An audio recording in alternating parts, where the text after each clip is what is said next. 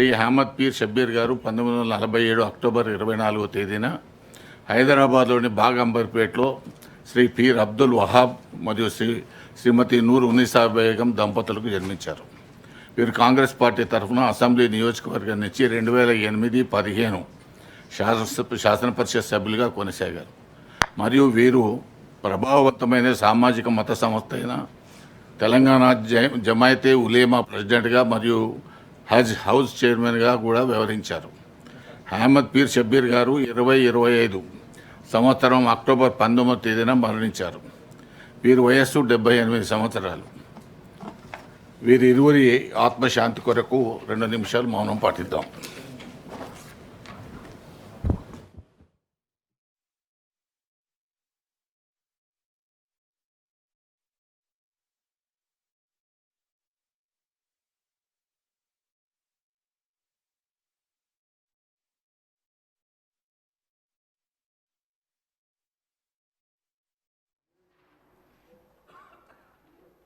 All the papers are deemed have been laid on the table of the House.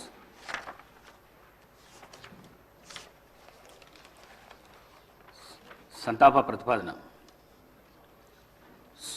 Suryapet జిల్లాలోని సూర్యాపేట శాసనసభ నియోజకవర్గ సభ్యులు శ్రీ రామరెడ్డి దామోదర్ రెడ్డి గారి మృతి పట్ల ఈ సభ తీవ్ర సంతాపాన్ని వ్యక్తం చేస్తూ శోకాదులైన వారి కుటుంబ సభ్యులకు తన ప్రగాఢ సానుభూతిని తెలియజేస్తున్నది. శ్రీ రామరెడ్డి దామోదర్ రెడ్డి గారు 1952 సెప్టెంబర్ 14వ తేదీన శ్రీ నారాయణ రెడ్డి శ్రీమతి కమలమ్మ దంపతులకు ఖమ్మం జిల్లాలో పాతలింగాల గ్రామంలో జన్మించారు. వీరి విద్యాభ్యాసం అంతా తెలంగాణ రాష్ట్రంలో జరిగింది. వీరు arts and science college Warangal నుండి గ్రాడ్యుయేషన్ పట్టా పొందారు. వీరు డిగ్రీ పూర్తి చేసిన అనంతరం శ్రీమతి ఇందిరాగాంధీ పిలుపు మేరకు కాంగ్రెస్ పార్టీలో చేరారు. వీరు 1985, 1989, 1989, 1994, 1994, 1999 మరియు 2004, 2009 టర్మ్లకు గాను తుంగతుర్తి నియోజకవర్గం నుండి శాసనసభ సభ్యుడిగా 4 పర్యాయములు మరియు 2009 నుండి 2014 మధ్యకాలంలో సూర్యాపేట నియోజకవర్గం నుండి గెలుపొందారు. వీరు నేదురుమల్లి జనార్దన్ రెడ్డి గారి ప్రభుత్వంలో భూగర్భ జలవనరుల ఓడరేవులు మరియు ఇరిగేషన్ అభివృద్ధి శాఖ మంత్రిగా పనిచేశారు. వైఎస్ రాజశేఖర రెడ్డి గారి ప్రభుత్వంలో 2007, 2009 మధ్యకాలంలో ఆంధ్రప్రదేశ్ రాష్ట్ర ఐటీ, కమ్యూనికేషన్స్ మరియు యువజన సర్వీసులు మరియు క్రీడల శాఖ మంత్రిగా పనిచేశారు. 2014 నుండి 2024 వరకు తెలంగాణ ప్రదేశ్ కాంగ్రెస్ కమిటీ సీనియర్ ఉపాధ్యక్షులుగా మరియు ఏఐసిసి సభ్యులుగా పనిచేశారు. వీరు 5 పర్యాయములు ఎమ్మెల్యేగా గెలుపొంది తుంగతుర్తి మరియు సూర్యాపేట ప్రజల హృదయాల్లో దామన్నగా చెరగని ముద్ర వేసుకున్నారు. వీరు ఆయా శాసనసభ నియోజకవర్గాలకు ప్రాతినిధ్యం వహిస్తూ నిత్యం ప్రజలతో ఉంటూ ప్రజాసేవే పరమావధిగా అనేక అభివృద్ధి కార్యక్రమాలు చేపట్టి ప్రజల మన్ననలు పొందారు. వీరు శాసనసభలో ప్రజలకు సంబంధించిన అనేక అంశాలపై ప్రస్తావిస్తూ అందరి మన్ననలను పొందారు. వీరు 73 సంవత్సరాల వయస్సులో 2025 అక్టోబర్ 1వ తేదీన పరమపదించారు. సంతాప ప్రతిపాదన. రంగారెడ్డి జిల్లాలోని చేవెళ్ల శాసనసభ నియోజకవర్గం మాజీ సభ్యులు శ్రీ కొండా లక్ష్మారెడ్డి గారి మృతి పట్ల ఈ సభ తీవ్ర సంతాపాన్ని వ్యక్తం చేస్తూ శోకాదులైన వారి కుటుంబ సభ్యులకు తన ప్రగాఢ సానుభూతిని తెలియజేస్తున్నది. శ్రీ కొండా లక్ష్మారెడ్డి గారు 1941 సంవత్సరంలో పెద్దమంగళారం గ్రామము, చేవెళ్ల తాలూకా, రంగారెడ్డి జిల్లాలో జన్మించారు. వీరు 1983-84 కాలానికి గాను చేవెళ్ల శాసనసభ నియోజకవర్గానికి ప్రాతినిధ్యం వహించారు. వీరు జర్నలిజంపై మక్కువతో 1980లో న్యూస్ అండ్ సర్వీసెస్ సిండికేట్ను స్థాపించారు. జూబ్లీహిల్స్ జర్నలిస్ట్ కోఆపరేటివ్ సొసైటీ మరియు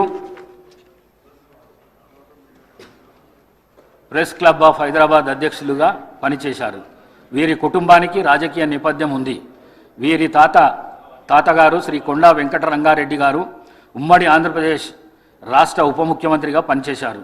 వీరు ఎమ్మెల్యేగా గెలుపొంది చేవెళ్ల ప్రజల హృదయాల్లో చెరగని ముద్ర వేసుకున్నారు.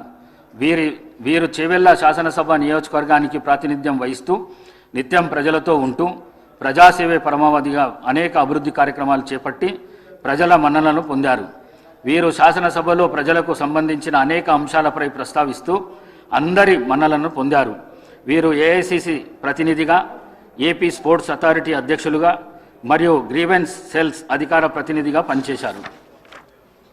వీరు 84 సంవత్సరాల వయసులో 2025 అక్టోబర్ 13వ తేదీన పరమావధించారు. శ్రీ రామరెడ్డి దామోదర్ రెడ్డి మరియు కొండా లక్ష్మారెడ్డి గారుల ఆత్మకు శాంతి చేకూరేందుకు గాను 2 నిమిషాల పాటు మౌనం పాటిస్తాం.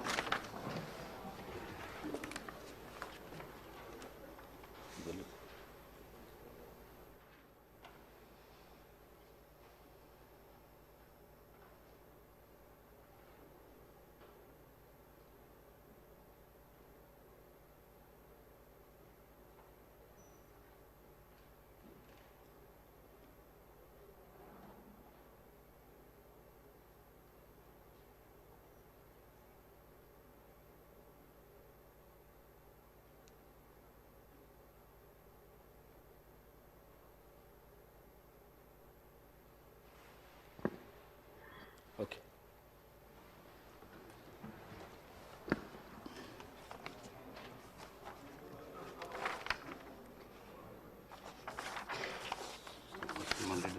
రామ్మోహన్ రెడ్డి కాంగ్రెస్ వచ్చి మీద తీసుకొస్తారు. Short question sir. 0 ఓవర్స్ ఇప్పుడు 0 ఓవర్ అని చెప్పి చేస్తాం. మన పేరు 0 ఓవర్ను కొనసాగిద్దాం. మొదటిగా శ్రీ మల్లారెడ్డి రంగారెడ్డి గారు.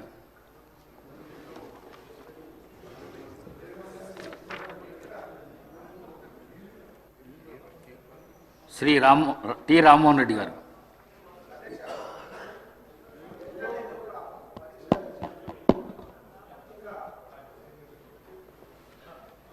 ఎవరైతే ఇన్ సర్వీస్లో ఉన్నటువంటి ఉపాధ్యాయులకు కూడా టెట్ పరీక్షకు కంపల్సరిగా వాళ్ళు రాయాలని చెప్పి ఎన్సీఆర్టీ కేంద్ర ప్రభుత్వ సంస్థ కొన్ని మార్గదర్శకాలు జారీ చేసింది అధ్యక్ష.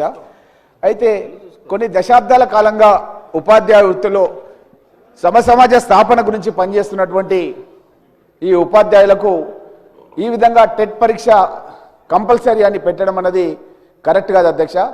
నేను మీ ద్వారా, మన సభ ద్వారా, తెలంగాణ శాసనసభ ద్వారా మనమంతా కూడా కేంద్రానికి ఒక లెటర్ రాసి ఎవరైతే ఉపాధ్యాయులుగా కొనసాగుతున్నారో, వాళ్ళు ఇన్ సర్వీస్లో ఉన్నారో, ఆ ఇన్ సర్వీస్లో ఉన్న ఉపాధ్యాయులకు టెట్ మినహాయింపు ఇవ్వాలని చెప్పి కోరుతూ అధ్యక్ష. ముఖ్యంగా ఏంటంటే ఒక సబ్జెక్ట్ టీచర్కి ఆ సబ్జెక్ట్తో సంబంధం లేకుండా వేరే సబ్జెక్ట్లో కూడా టెట్కు సంబంధించినటువంటి ఏదైతే ఎంట్రన్స్ పెడుతున్నారో, ఎగ్జామ్ పెడుతున్నారో దాంట్లో వాళ్ళు ఆ యొక్క సిలబస్ని పొందుపరుస్తున్నారు అధ్యక్ష. ముఖ్యంగా మ్యాథ్స్ ఉపాధ్యాయుడు ఫిజికల్ సైన్స్ కూడా ఎగ్జామ్ రాయాలి.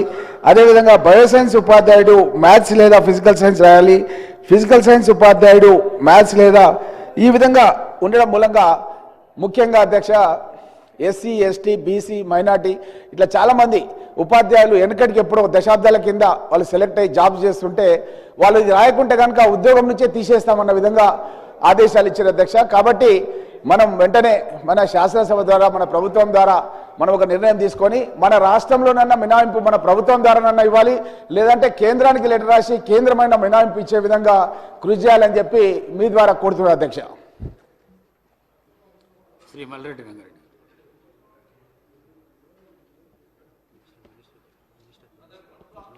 అధ్యక్ష, 1 మినిట్. మినిస్టర్ గారు, జూపల్లి మినిస్టర్ గారు. నోటెడ్ అధ్యక్ష. శ్రీ మల్లారెడ్డి రంగారెడ్డి. అధ్యక్ష, మొన్న వర్షాలు పడ్డప్పుడు అధ్యక్ష నా నియోజకవర్గంలో కుంటలు, చెరువులు దానివల్ల చాలా కాలనీలు మునిగిపోయినాయి అధ్యక్ష.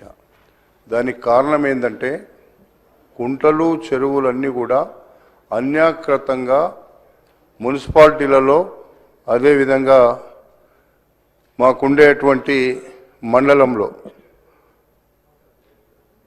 ఆ ఎఫ్టీఎల్లో బఫర్ జోన్లలో పూర్తిగా అక్రమ నిర్మాణాలు రావడం వల్ల మాకు ఇబ్బంది జరుగుతుంటే గతంలో తుర్కయంజాల్ ఒక పెద్ద చెరువు అధ్యక్ష, చాలా పెద్ద చెరువు, మీకు కూడా తెలుసు అధ్యక్ష. ఆ చెరువును మధ్యలో నుండి వేలాది లారీలు అక్కడ నింపితే హైడ్రా వాళ్ళు కొంత తీసినారు అధ్యక్ష. మళ్ళా అదేవిధంగా అది పూర్తి చేయకపోవడం వల్ల దాదాపు ఒక 50-60 కాలనీలు వాళ్ళు చాలా ఇబ్బంది పడుతున్నారు. వెంటనే హైడ్రా కానీ ఇరిగేషన్ కానీ దాని మీద చర్య తీసుకొని మాకు ఆ కాలనీ వాసులకు రక్షణ కల్పించాల్సినటువంటి అవసరం ఉంది అధ్యక్ష.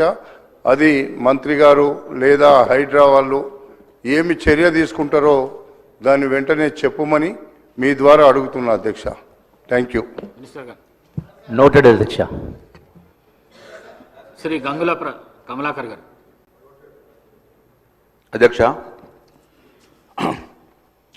కలియుగ దైవం శ్రీ వెంకటేశ్వర స్వామి యొక్క టెంపుల్ తిరుపతి ఉంటుంది అధ్యక్ష.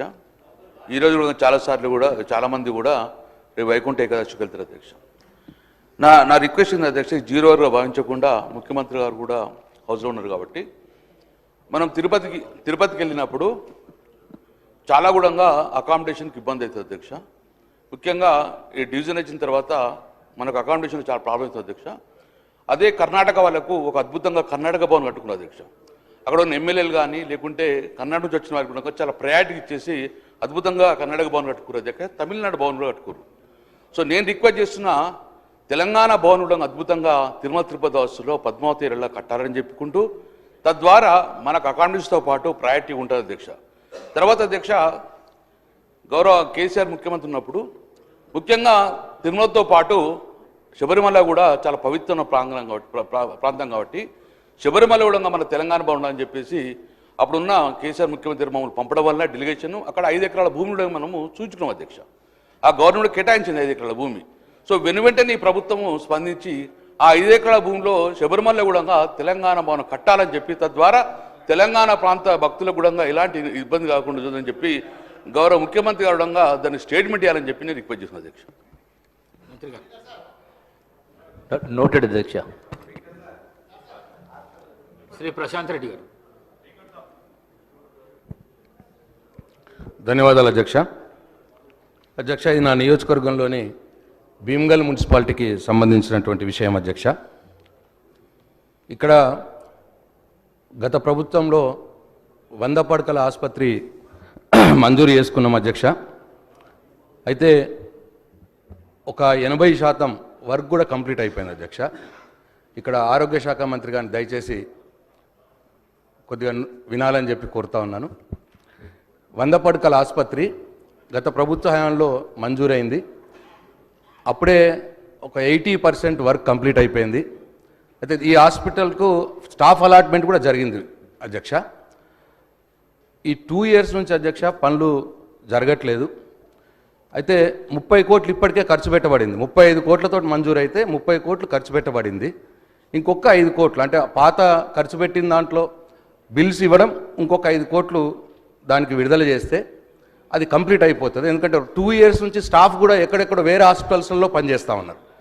దయచేసి ఆ కాంట్రాక్టర్ని అడుగుతానేమో కొద్దిగా నాకు బిల్స్ రావట్లేదు, ఇబ్బందిగా ఉన్నది అని చెప్పి పనులు జరగట్లేదు. దయచేసి ఈ విషయంలో దృష్టి సారించాలని నేను ఆరోగ్య శాఖ మంత్రి గారిని కోరుతా ఉన్నాను. ఇది నా నియోజకవర్గంలో ఒకటే హాస్పిటల్, ఇంకొకటి చిన్నది నియోజకవర్గంలో ఒకటే హాస్పిటల్ ఉంది కాబట్టి దీన్ని కంప్లీట్ చేయాల్సిందిగా తమరి ద్వారా ఆరోగ్య శాఖ మంత్రి గారు నేను కోరుతా ఉన్నాను.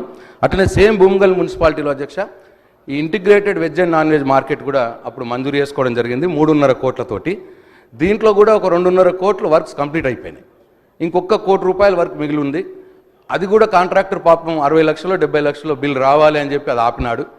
ఈ విషయంలో కూడా నేను మున్సిపల్ శాఖ మంత్రి గారిని మీ ద్వారా లేదు శాసనసభ వ్యవహారాల మంత్రి గారిని నోట్ చేసుకొని చొరవ తీసుకొని ఈ integrated veg and non veg మార్కెట్లో ఆ కాంట్రాక్టర్స్కి బిల్స్ విడుదల చేపించి ఆ కొద్దిగా మిగిలి ఉన్న పనిని కంప్లీట్ చేస్తే మున్సిపాలిటీకి ఇప్పుడు అక్కడ రోడ్ల మీద కూర్చుంటున్నారు అధ్యక్ష. మార్కెట్లో అంతా కూడా మార్కెట్ లేక రోడ్ల మీద కూర్చొని ఇబ్బంది జరుగుతున్నారు టౌన్ ప్రజలకి.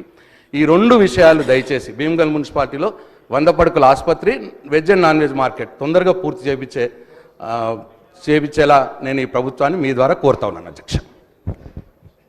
అధ్యక్ష, భీమ్గల్కు సంబంధించిన 100 పడకల హాస్పిటల్ 80% కంప్లీట్ అని గౌరవ సభ్యులు తెలియజేశారు అధ్యక్ష. త్వరలోనే ఈ బిల్సే కానీ ఆ ఇన్ఫార్ని కంప్లీట్ చేసే దిశగా మా కృషి ఉంటుంది అధ్యక్ష.